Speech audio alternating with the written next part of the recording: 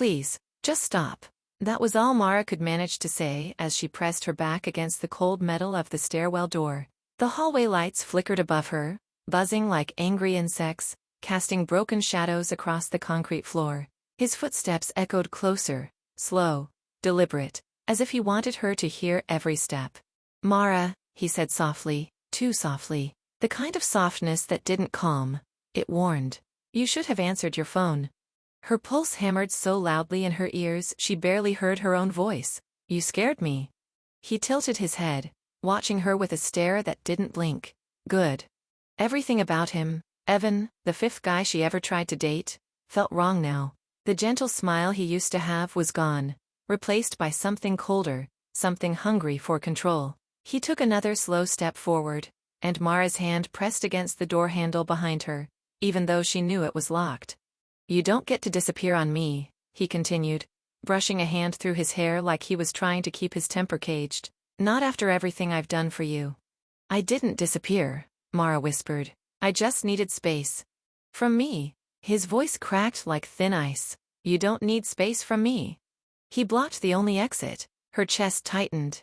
She had seen this version of him before, just glimpses, but she always told herself it wasn't what it looked like, that maybe she misread it, that maybe he didn't mean it. But here, in this stairwell, with no one else around, she finally admitted the truth. He didn't want to date her. He wanted to own her. I'm going to ask you one last time, Evan said quietly. Why didn't you answer my calls today? A chill sliced down her spine. She could lie. She could tell the truth. Either option felt equally dangerous.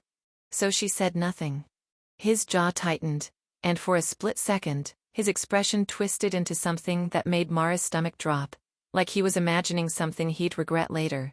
He took a full step toward her, and she sucked in a breath, ready to shout, ready to run. A door somewhere above them slammed open. Voices, students, laughter. Evan froze. The moment snapped. He blinked once, twice, back to the version of him everyone else saw. The charming boy, the one who laughed in group chats, the one who held her hand at lunch and asked about her day. He pasted a smile on his face. Let's talk later, okay? And then he walked away like nothing happened. Mara didn't breathe for 5 seconds. 10. Her hand trembled around the metal door handle. She wasn't sure whether she wanted to cry or scream or run after someone for help. But she didn't do any of those things. Instead, she slid down the door until she was sitting on the cold floor, knees pulled to her chest, heart still racing. She thought she had seen the worst of boys. She thought she knew how to handle them. She thought she was in control. But she was wrong. Looking back, that stairwell moment should have been her warning, but it wasn't even close to the beginning. Because this story didn't start with Evan. It started months before him, when she thought she was invincible, untouchable, unstoppable, when she thought nothing could break her, before the 5 of them, before the lies, before everything collapsed, and before the last one, the one standing in that stairwell, nearly destroyed her life without ever laying a hand on her. Mara always believed she was good at reading people, maybe even too good. Her friends said she had a superpower. She could match anyone's energy, make anyone feel seen, heard, wanted. It wasn't fake. She genuinely liked connecting with people. But somewhere along the way, she started confusing connection with obligation, kindness with interest, attention with affection. And that's how it started. Not with one boy, but with 5. The first was Theo. Gentle, shy, the kind of guy who apologized even when he didn't do anything wrong. He'd wait for her after class, offer to carry her books, text her good morning like he truly meant it. She never planned to date him, but he asked so carefully, so hopefully, that she didn't know how to say no. Then came Julian. Funny, loud, magnetic. If he walked into a room, everyone noticed. He flirted like it was a sport, casually tossing compliments at Mara like confetti. She assumed he was joking. Then he asked her out too. She should have said no, but she didn't want to hurt him, so she said yes. Number 3 was Liam, older by a year, confident, the kind of guy who made you feel like you were the only one in the hallway, even when surrounded by hundreds of students. He didn't ask her out with flowers or jokes, he just told her he liked her, direct and unshakable. It felt flattering, it felt grown. She said yes again. By the time she met Kai, the 4th, She was already in so deep she couldn't even tell the truth anymore. Kai was different. Quiet, observant, a little mysterious. He'd notice things no one else did. When she got a haircut, when she skipped breakfast, when she looked tired. His attention felt comforting in a way she never experienced. And she said yes, again, and again. She kept all the relationships separate. She told herself it wasn't that serious, that none of them were official, that she wasn't breaking any real rules. But she knew. Deep down, she knew. By the time Evan came around, the last one, it was too late to turn back without blowing up everything. He wasn't gentle or funny or observant. He was intense, confident, charming in a focused, unsettling way. He made her feel like she was being chosen, like she was being wanted in ways none of the others expressed. And for someone who didn't like rejecting people, someone who hated disappointing anyone, that attention felt almost hypnotic. So she said yes, one last time. But Evan wasn't like the others. He didn't share space, he didn't share attention, and he definitely didn't share her. He didn't just want to date Mara, he wanted to monitor her, know her schedule, her friends, her plans. At first, she thought he was just caring, protective. Then protective became suspicious. Suspicious became accusing. Accusing became controlling. And now, here she was, alone in a stairwell, realizing she'd gotten herself into something she didn't know how to escape. But this was only the beginning of the fall. The real disaster, the real storm, was still ahead. Because the truth always finds its way out. And when it did, her world didn't just break. It exploded. The day everything started to unravel didn't look dramatic at first. It was a Thursday. Too ordinary, too silent, too easy to ignore. Mara walked into school with headphones on, pretending she didn't feel the tightness in her chest from the stairwell the day before. She tried to act normal. She tried to be normal. But the weight of the lies she'd stacked on top of each other, one yes after another, had become something heavy, something unstable. And it was starting to crack. At her locker stood Theo, clutching a small paper bag like he practiced holding it. He brightened when he saw her, but there was something nervous in his smile. I got you banana bread, Theo said, cheeks pink. You said it was your favorite, so I asked my sister to help me make some. Mara's heart ached. She didn't deserve something that sweet. Theo, you didn't have to. But I wanted to, he said immediately. And she looked away because if she held his gaze too long, she'd feel guilty enough to confess everything. Before she could respond, Julian slid into the scene like he owned it, grinning, pushing his hair back, tapping her shoulder. There you are, March. I've been looking for you everywhere. He ignored Theo completely and leaned an elbow against her locker like he was posing for a photo shoot. You free after school? I found this insane bakery downtown and you're coming with me. Theo stiffened. She said she might study with me later. Julian raised an eyebrow, amused. She can study after. Chill, man. The air between them tightened, a quiet electric pull. Mara stepped back before it snapped. I actually have plans later. With someone. Both boys froze. Both boys asked, with who? At the exact same time. Mara's stomach flipped. She fumbled for her bag. Just someone? It's not a big deal. She walked away fast, before either of them could follow her. She didn't even make it 10 steps before running straight into Liam. He steadied her with one hand. Whoa, slow down, Hurricane. She looked up at him and immediately felt the difference. Liam didn't ask questions. Liam didn't get flustered. Liam just watched her with calm eyes, the kind that saw straight through lies. You okay? He asked. Just tired. You've been tired a lot lately, he said. Not accusing, not suspicious, just observant in a way that made her want to hide. If you ever need a break from people, you can tell me. I'll give you space. The words settled in her chest like a stone space. The thing Evan refused to give. The thing she desperately needed. Thanks, she whispered. He brushed a strand of hair behind her ear. Anytime. She smiled, and instantly regretted it, because as soon as she turned the corner, she saw Kai leaning against the wall like he'd been waiting for her the whole time. Kai didn't speak. Kai didn't ask questions. Kai just studied her face, as if reading every expression like a book only he understood. You're overwhelmed, he said quietly. She swallowed. I'm fine. You don't look fine. He took a step closer, Not invasive, not threatening, just present. His voice softened. You don't need to pretend with me. You know that, right? And that, more than anything, made her feel like she was drowning. Because with each boy, she had built a different version of herself. Theo's gentle Mara, Julian's playful Mara, Liam's steady, thoughtful Mara, Kai's quietly understood Mara, Evan's chosen, protected Mara. They all knew her. None of them knew the full truth. And the truth was about to collide with all of them at once. She barely made it to lunch before her phone buzzed, once, twice, 3 times, 4, 5. All different boys, all wanting something, her attention, her time, her presence. She stared at the screen and felt her pulse rise again, the same way it had in the stairwell. Not fear, not exactly, just pressure, too much of it. Julian texted a selfie of himself pouting. Come on, at least answer. Theo sent a careful, hope you're having an okay day. I'm worried about you. Liam wrote, if anything's wrong, I'll come get you. Kai, you're not acting like yourself today. Did someone upset you? And then Evan, who didn't send emojis or questions. Just, we need to talk. Now. Her throat tightened. She clicked her phone screen off and shoved it into her bag. She wanted silence. She wanted a reset button. She didn't even know what she wanted anymore.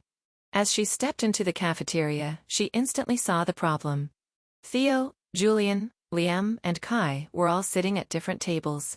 And every single one of them was watching her. Not talking, not eating, just staring. Waiting. The room felt smaller, her steps felt heavier, and suddenly, she understood something she hadn't allowed herself to see until then. She wasn't juggling them, they were circling her. If she took one wrong step, the whole situation would collapse fast. She needed to talk to someone, anyone, who wasn't one of them, someone safe, someone who wouldn't look at her the way they did. By Friday morning, Mara could feel something shifting around her. The air felt too heavy, too charged, like the school hallways were holding their breath. People were staring at her a little longer. Conversations quieted when she walked past. Someone whispered her name behind a locker door. She told herself she was imagining it, but she wasn't. In first period, Julian kept glancing at her like he wanted to talk, but didn't know how to start. Theo looked pale and distracted. Liam watched her with furrowed brows, like he'd been replaying something in his head all night. Kai wasn't reading, he was observing. Every student, every whisper, every shift in the room. Evan, however, didn't look at her at all. He just sat 2 rows ahead, staring straight forward, tapping his pen slowly against the desk, a steady, controlled rhythm. Like he was waiting. That scared her more than anything else. At lunch, she tried to avoid everyone entirely. She went to the library, dropped her bag on a table, and exhaled. The silence felt comforting, the soft rustle of book pages calming her mind. She tucked herself into a corner seat and opened her notebook, pretending to work, but her hand wouldn't stop shaking.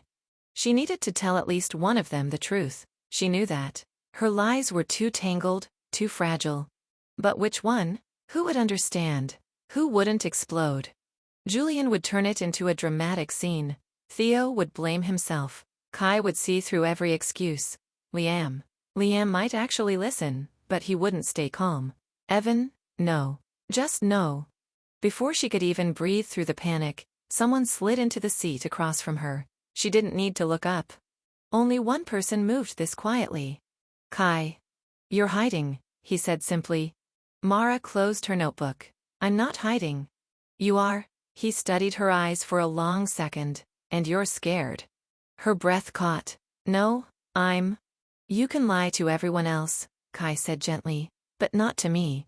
Something in her chest cracked a little. She hated how easily he saw her truth, even when she didn't want him to. Kai didn't push or pry, he just waited. Patient, understanding, too understanding. Her voice barely came out. I just need time to think. Kai leaned back. About what? Everything. That's vague, he said softly, and you're not a vague person. She looked down. I can't explain it right now. I'm not asking you to. His tone softened. But whatever's going on, you're not handling it alone anymore. I'm not letting you. She flinched at the word letting. Kai noticed, but didn't comment. His gaze flickered toward the library entrance. Mara, he said quietly. Don't look yet, but Julian and Theo are both headed this way. Her stomach dropped. She didn't need this. She couldn't handle this. Kai gave her the smallest nod. I can cover for you. If you want to leave, go. I'll redirect them. You do that? For you? He tilted his head. Always. By Friday morning, Mara could feel something shifting around her. The air felt too heavy, too charged, like the school hallways were holding their breath. People were staring at her a little longer. Conversations quieted when she walked past. Someone whispered her name behind a locker door. She told herself she was imagining it, but she wasn't. In first period, Julian kept glancing at her like he wanted to talk, but didn't know how to start. Theo looked pale and distracted. Liam watched her with furrowed brows, like he'd been replaying something in his head all night. Kai wasn't reading, he was observing. Every student, every whisper, every shift in the room. Evan, however, didn't look at her at all. He just sat 2 rows ahead, staring straight forward, tapping his pen slowly against the desk, a steady, controlled rhythm. Like he was waiting. That scared her more than anything else. At lunch, she tried to avoid everyone entirely. She went to the library, dropped her bag on a table, and exhaled. The silence felt comforting, the soft rustle of book pages calming her mind. She tucked herself into a corner seat and opened her notebook, pretending to work, but her hand wouldn't stop shaking. She needed to tell at least one of them the truth. She knew that. Her lies were too tangled, too fragile. But which one? Who would understand? Who wouldn't explode? Julian would turn it into a dramatic scene. Theo would blame himself. Kai would see through every excuse. Liam might actually listen, but he wouldn't stay calm. Evan, no. Just no. Before she could even breathe through the panic, someone slid into the seat across from her. She didn't need to look up. Only one person moved this quietly. Kai. You're hiding, he said simply. Mara closed her notebook. I'm not hiding. You are. He studied her eyes for a long second. And you're scared. Her breath caught. No, I'm. You can lie to everyone else, Kai said gently, but not to me. Something in her chest cracked a little. She hated how easily he saw her truth, even when she didn't want him to.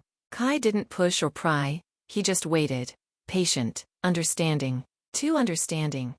Her voice barely came out. I just need time to think. Kai leaned back. About what? Everything. That's vague, he said softly, and you're not a vague person. She looked down. I can't explain it right now. I'm not asking you to. His tone softened. But whatever's going on, you're not handling it alone anymore. I'm not letting you. She flinched at the word letting. Kai noticed, but didn't comment. His gaze flickered toward the library entrance. Mara, he said quietly, don't look yet, but Julian and Theo are both headed this way. Her stomach dropped. She didn't need this. She couldn't handle this. Kai gave her the smallest nod. I can cover for you. If you want to leave, go. I'll redirect them. You do that? For you? He tilted his head. Always. And for the first time that day, Mara felt a fraction of relief. She grabbed her bag and stood up. But Kai caught her wrist gently, not gripping, just stopping her for half a second. His voice dropped low. You don't deserve to deal with anything alone. You hear me? She nodded, swallowed hard, and slipped out a side door just as Julian's voice called faintly from the main entrance. Yo, Kai? Have you seen? The door clicked shut behind her. She escaped, but only for a moment. Because as she rounded the corner of the quiet hallway, someone stepped out from behind a pillar. Theo. He wasn't smiling. He wasn't blushing. He wasn't holding banana bread or cute gifts or nervous hope. He looked hurt. Mara. His voice cracked. Why are you avoiding me? She froze. I'm not. I just. You didn't answer my messages. Theo's voice trembled slightly, but not from anger, from heartbreak. You always answer. Guilt twisted through her. Theo wasn't built for this kind of pain. He felt things too deeply. I'm sorry, she whispered. I just needed quiet. You can talk to me, he said quickly, if you're upset, or stressed, or if someone's bothering you. It's not like that. Then what is it? His eyes pleaded for honesty she wasn't ready to give. I care about you, Mara. I really do. I just want to understand. She swallowed. Theo, I promise I'll explain when I can. Just not right now. Footsteps echoed down the hallway behind them. Julian. He walked fast, eyes blazing with energy, scanning the area until he found her. There you are. Seriously, are you mad at me? Did I say something wrong? He gestured wildly. You basically sprinted out of lunch yesterday, and today you're ghosting me? What's going on? Theo stiffened at Julian's tone. She's talking to me right now. Yeah? Julian snapped. Then maybe she should talk louder, because no one seems to know what she's thinking.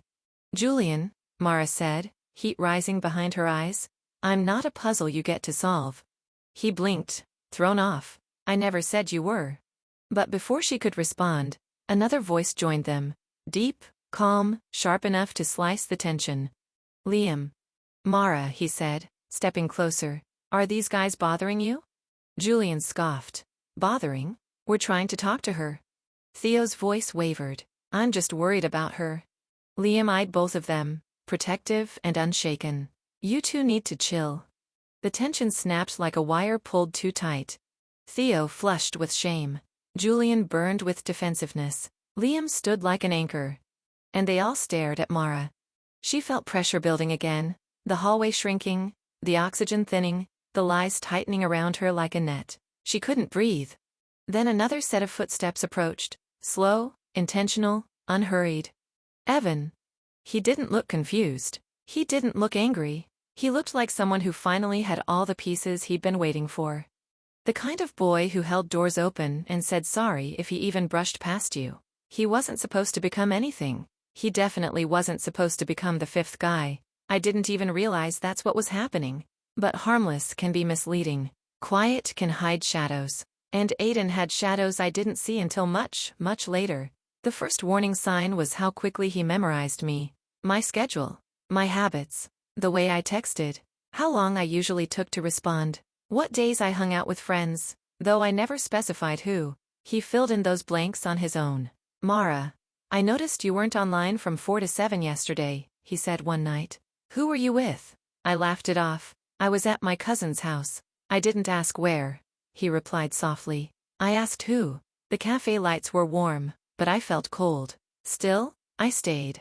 Still trying to distract myself from the disaster of the other 4. Still trying to feel wanted for the right reasons. What I didn't know then was that Aiden had already begun keeping track. Not just of me. Of everyone connected to me. And it was around that same time that all 5 boys, without knowing about each other, started inching closer to the truth. Not because I slipped. Not because I said something stupid.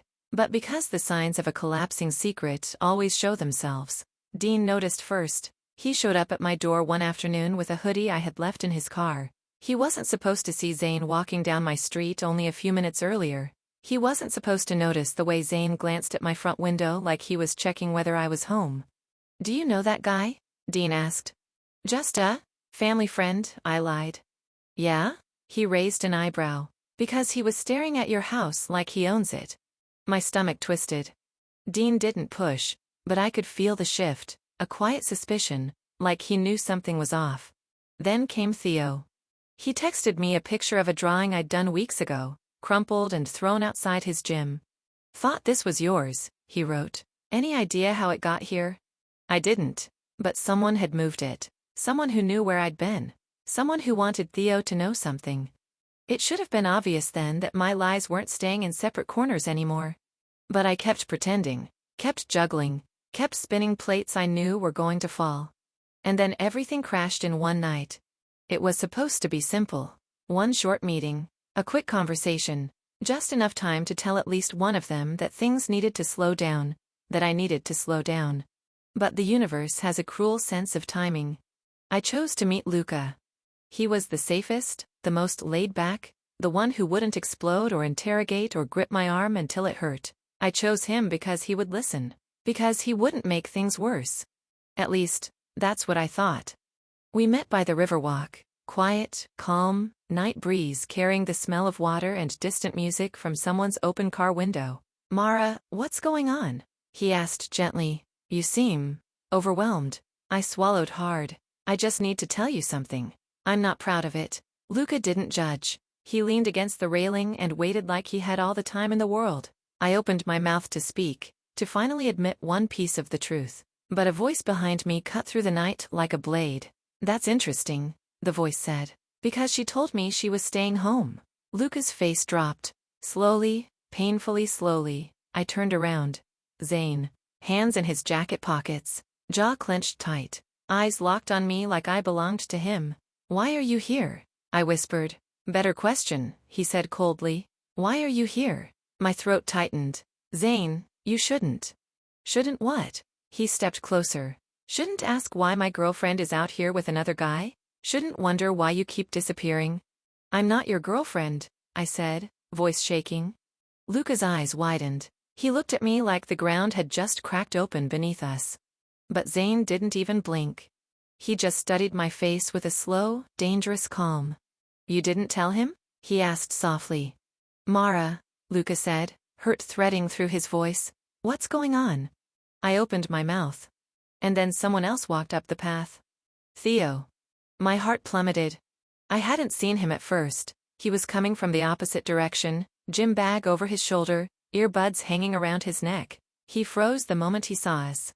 First he saw me, then he saw Zane, then he saw Luca. He didn't say a word. Didn't need to. The truth was already painted all over my face. And just when I thought it couldn't possibly get worse. Footsteps echoed from behind Theo.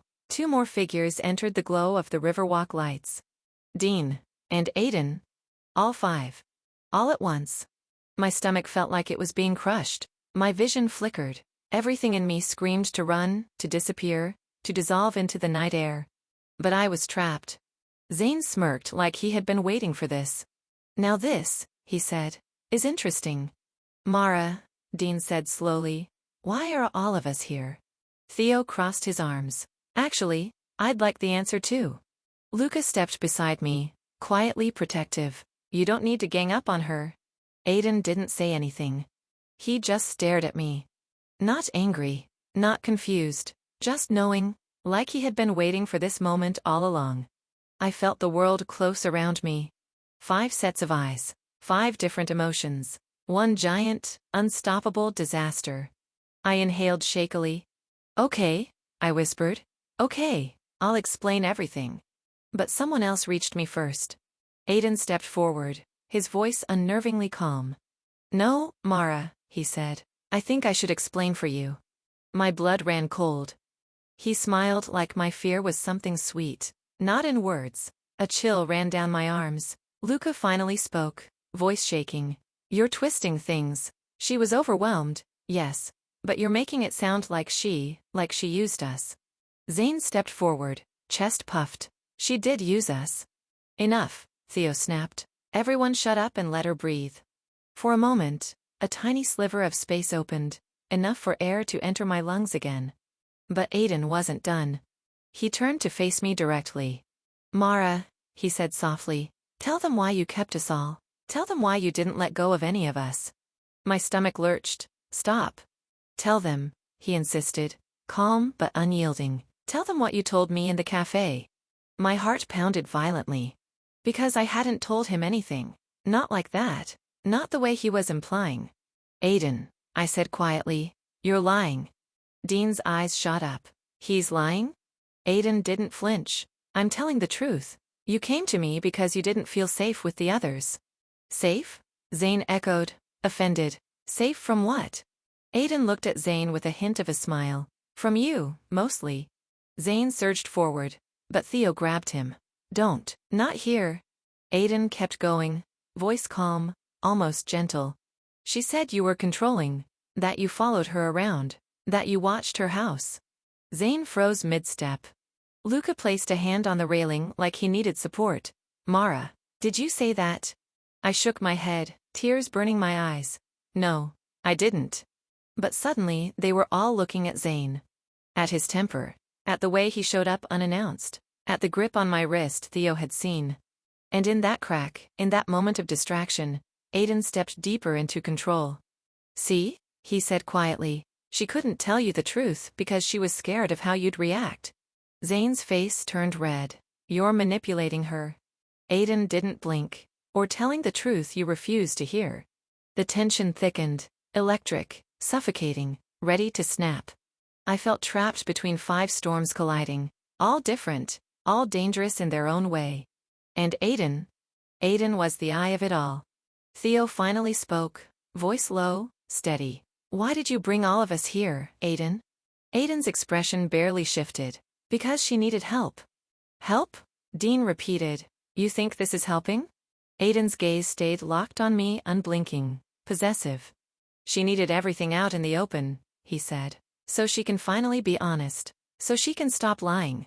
So she can start over. With who? Theo asked sharply. Aiden answered without hesitation. With me. My breath caught in my throat. Zane swore under his breath, furious. You set this up.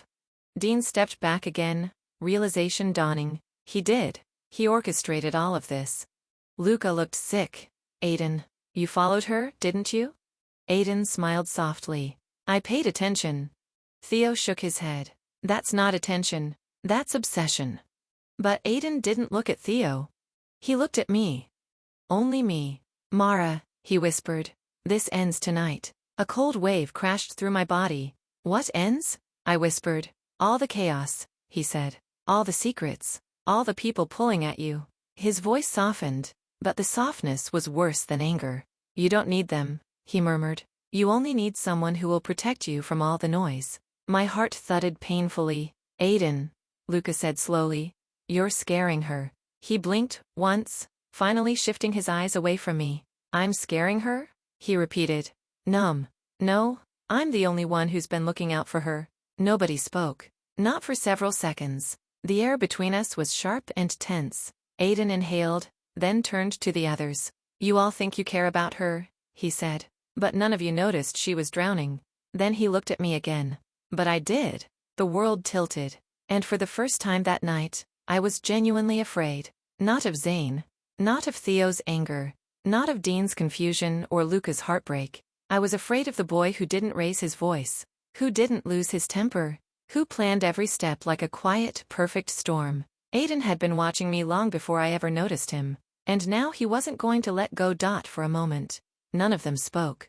The quiet was worse than shouting. Heavy, controlled, dangerous. The Riverwalk lights flickered, and the shadows around us stretched long across the pavement, like even the night was holding its breath. Aiden finally broke the silence. You all need to leave, he said calmly, as if he were dismissing a meeting.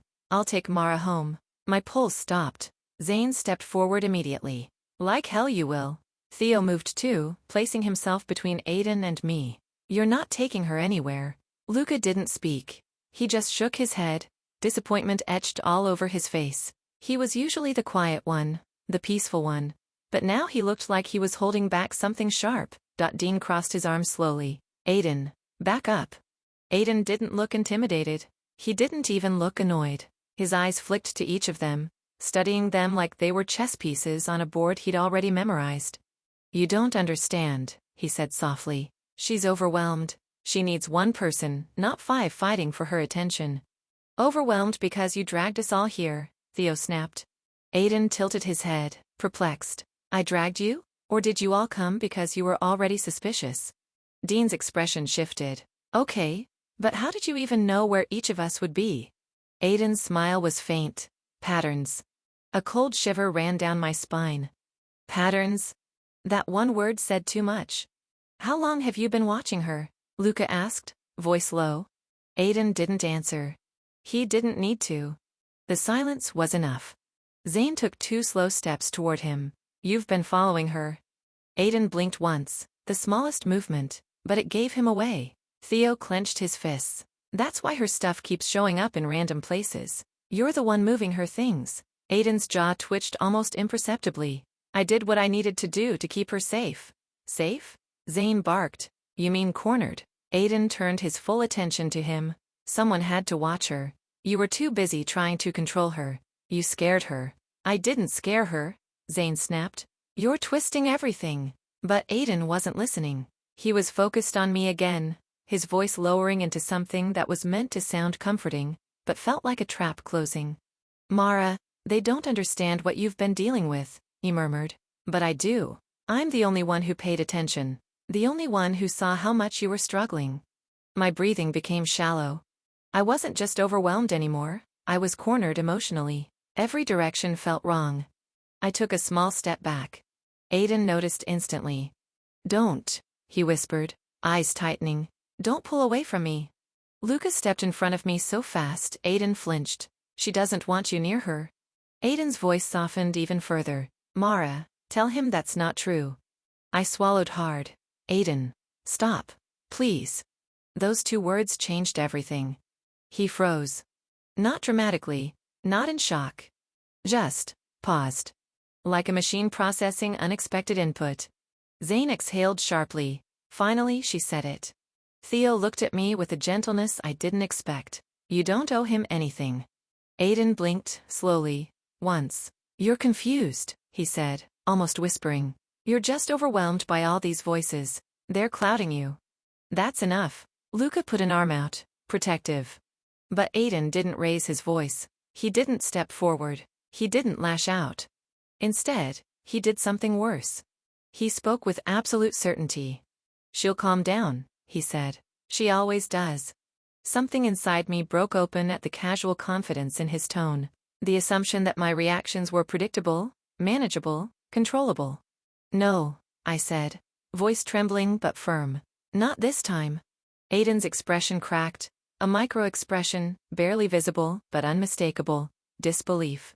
Mara, he whispered, as if I'd betrayed him. I shook my head. I didn't ask you to involve anyone. I didn't ask you to watch me, or follow me, or track what I do. Dean let out a low curse. He tracked you? Aiden didn't answer.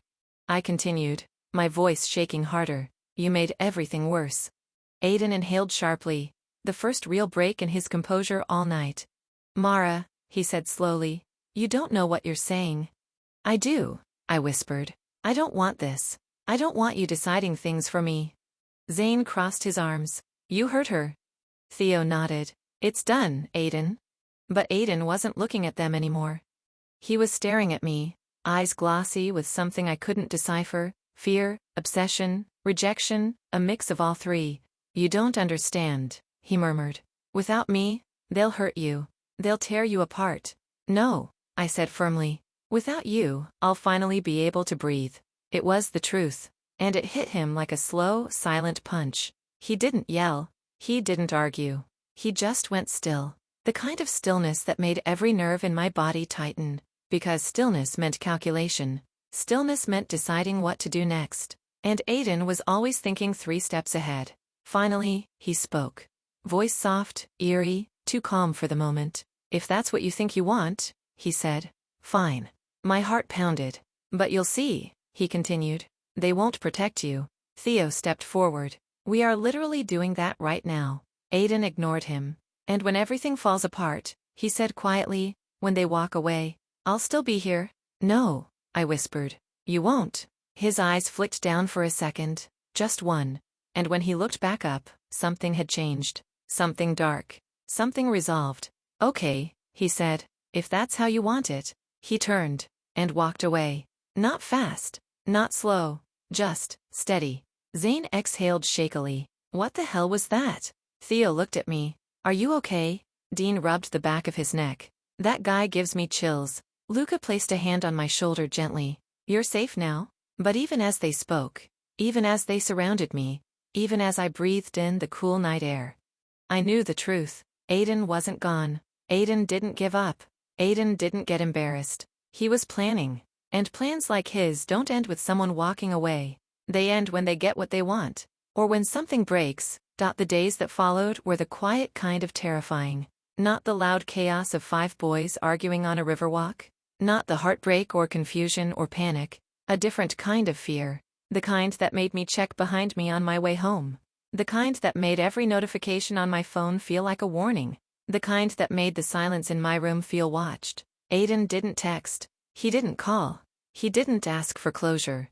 He did nothing. Which was somehow worse. Because Aiden's silence was never accidental. It was deliberate. Calculated. A choice. I tried to live normally again. Or as normally as someone could after a night like that. Dean apologized for raising his voice. Theo checked on me after school. Luca tried to make me laugh. Even Zane, with all his rough edges, stepped back and gave me space. They weren't perfect. They weren't innocent. But they were human. Aiden felt like something else entirely. I thought maybe, he had moved on. Maybe exposing my secret was enough for him. Maybe his plan ended there. But the universe doesn't give you maybe as an escape route. It gives you moments. One night, a week after it all happened, I stayed late at school finishing a project. My teacher let me lock the classroom on my way out. The hallways were empty, the kind of empty that made every small sound echo forever. My backpack strap slipped off my shoulder. I bent down to fix it, and that's when I saw it. A note. Folded, neat, placed on the shelf inside my locker, even though I had locked it that morning. My stomach twisted. I opened it with shaking hands. Mara. I hope you've had time to think. I have too. I'm ready when you are. There was no threat in the words. Nothing openly scary. But it felt wrong. Too calm. Too confident.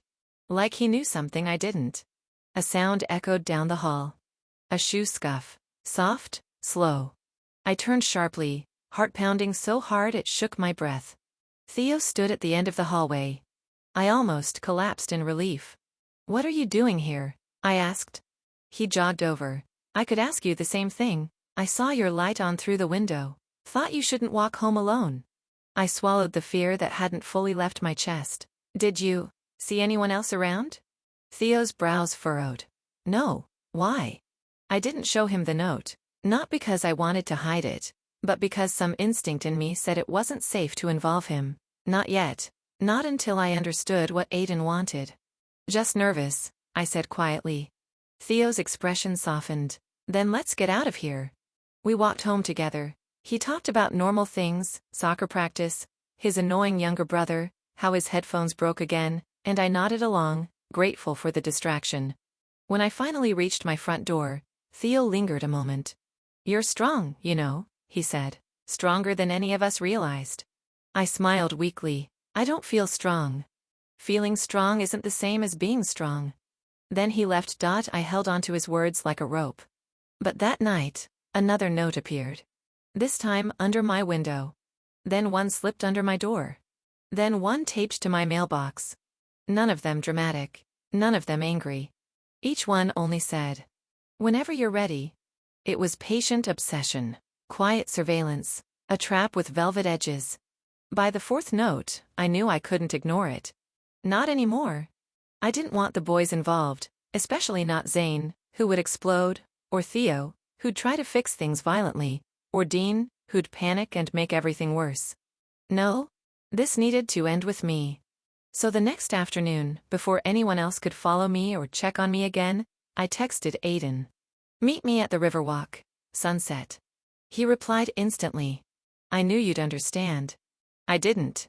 But I didn't have the luxury of waiting for someone else to solve this. As the sun dipped toward the water, painting everything gold, I stood where everything had exploded the first time. Aiden appeared silently. No smile, no anger, just that unsettling calm. You came, he said softly. I need you to stop, I replied. Stop watching me. Stop leaving notes. Stop trying to fix things for me. He blinked as if I were speaking a language he didn't fully recognize. I was helping, he said. You weren't, I whispered. You made it worse. All of it. His expression cracked again. That tiny, subtle break that revealed something deep and unstable beneath the surface. You needed someone to take control, he murmured. You were drowning. No, I said firmly. I needed space. I needed honesty. I needed to figure out who I was without everyone pulling at me. He stepped closer. I stepped back. That was the moment he finally understood. Not my words. Not the night on the Riverwalk. Not the angry boys or the chaos or the confessions. He understood because I moved away from him. Mara, he whispered, voice thin. Don't do that. I'm done, I said. This is over. For the first time since I'd met him, Aiden looked lost. Not furious. Not dangerous.